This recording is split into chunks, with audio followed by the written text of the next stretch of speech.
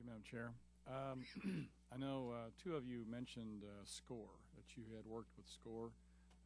We have a very active SCORE chapter in my district, and I was just curious about your experiences, and if you could elaborate on just a little bit, make sure everybody understands what SCORE is and how they were able to impact your businesses.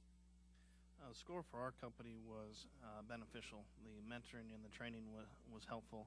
We did get to a point that we were exceeded the level of experience of our SCORE members, and we had been in a conference for the last 3 days with the SBA and learning about the opportunities that the SBA offers.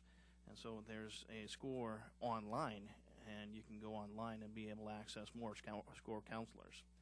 And we have a new SCORE chapter president, and he has been able to talk us into becoming SCORE members. So we're going to be able to go out and counsel other small businesses, my wife and I. Very good.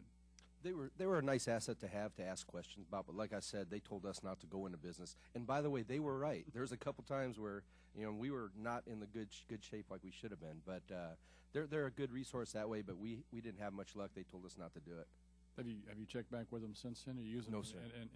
No, you know what we've done? We kind of developed our own SCORE. We found other guys that have retired from the business, and we asked them questions. And we have a huge retired population in my city. And there's so much knowledge, so much experience that you can get from these people, and they'd love to share with you too. Fantastic. Ms. Martin, I asked this question of one of the other panelists a while ago with regards to the new 1099 requirement on vendors that you have $600 worth more of expenses with. Is that going to be a problem for you? Because I know in your business you have lots and lots of people you deal with. No? No?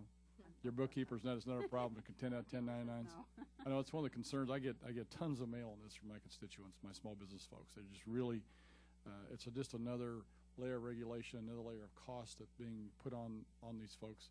Ms. Martinez, I see you shaking your head. You're familiar with the situation. Well, in the janitorial company that I had a lot of small contractors that would come in to do a small job, that maybe would be $500, $600, $700, $800, less than 1,000, let's say.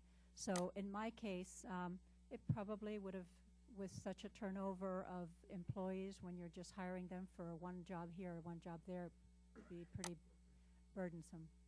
Mm-hmm. Very good. I just want to thank all of you for being here this morning. I'll wind up my questions here and I'll ask some extra time. But thank you for all that you do. You're anchors in your communities. You're anchors not just from the standpoint of employment, economic generation of activity that you produce there, but also for the support you give to the local folks. Thank you for all that you do.